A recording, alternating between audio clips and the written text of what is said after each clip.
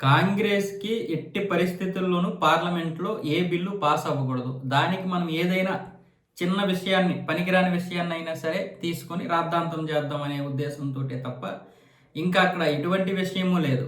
పోలీసులు లాఠీ చార్జ్ చేశారు, పోలీసులు విద్యార్థుల మీద దెబ్బలు కొట్టారు, పోలీసులు అది చేశారు అంటున్నారే తప్ప, ఈ బిల్లుల విషయంలో ఏదైతే నీట్ లీకేజ్‌కి సంబంధించినటువంటి బిల్లు ఉందో 2024 బిల్లు దాన్ని సవరణ చేద్దామంటే మాత్రం ముందుకు రావడం లేదు. పైగా ఇప్పుడు ఖర్గే ఏమంటున్నాడంటే ఈ యొక్క పోలీసులు కావాలనే లాఠీ చార్జ్ చేశారు.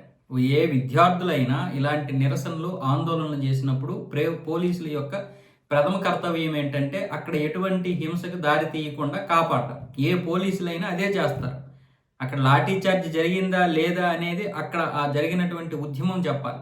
ఆ ఉద్యమంలో ఉన్నటువంటి పరిస్థితుల్ని వాళ్ళు క్షుణ్ణంగా పరిశీలిస్తారు కాబట్టి కంట్రోల్ చేయడానికి ఒకసారి లాఠీ ఉపయోగిస్తే ఉపయోగించవచ్చు. నేను కూడా ఎమర్జెన్సీ సమయంలో విద్యార్థినే. ఆ సమయంలో నేను క్లాస్ రూమ్‌లో ఉంటే నన్ను తీసుకొని వెళ్ళి అరెస్ట్ చేశారు. అప్పుడు ఎవరున్నారు? మీ పార్టీనే ఉంది. కానీ మేమేమైనా అన్నామా? అందులో భాగంగా తీసుకెళ్ళి ఉంటారు.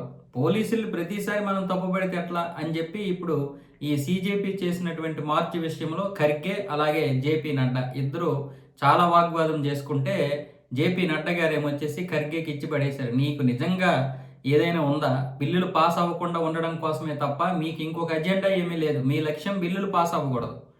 అంతకు మించి ఇక్కడేముంది? విద్యార్థులు ఎంతసేపు విద్యార్థులు కొట్టారు. మరి విద్యార్థులు పోలీసులు కొట్టింది ఎందుకు మాట్లాడవు?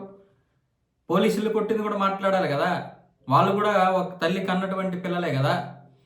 వాళ్ళ గురించి కూడా మాట్లాడండి. విద్యార్థులు ఎన్నోసార్లు నిరసనలు చేస్తే మీరు ఎన్నిసార్లు పోలీస్ ఛార్జీలు చేయించారు? పోలీసుల చేత లాఠీ చార్జ్ చేయించారు. 66 సంవత్సరాల కాలంలో మీరు చేసినన్ని దాష్టీకాలు, దౌర్జన్యాలు ఉన్నాయా? మీ యొక్క హయాంలో దెబ్బలు తిన్నంతగా ఏ హయాంలో నేను తిన్నారా? మొత్తంలో మీరే కదా పరిపాలించారు 66 సంవత్సరాలు. 78 సంవత్సరాల కాలంలో ఎవరు ఎక్కువగా ఇచ్చేశారు? 79 సంవత్సరాల కాలంలో ఎవరు ఎక్కువ పరిపాలించారు? 66 సంవత్సరాలు మీరే పరిపాలించారు. 65, 66 సంవత్సరాలు పరిపాలించినప్పుడు ఇంక ఇక్కడ ఏముంది ఆస్కారం? ఎవరికేం ఆస్కారం ఉంది? మీరే కదా లాఠీ చార్జ్ చేయించారు. 1975లో జరిగినటువంటి ఎమర్జెన్సీ కంటే దారుణం ఉంటుందా? ఇంక ఈ ఒక్కటి సరిపోద్ది కదా అన్నట్లుగా జేపీ నడ్డా గారు అయితే పార్లమెంట్లో గట్టిగానే మాట్లాడారు. మరి అవతల వాళ్ళు అర్థం చేసుకోవాలి కదా!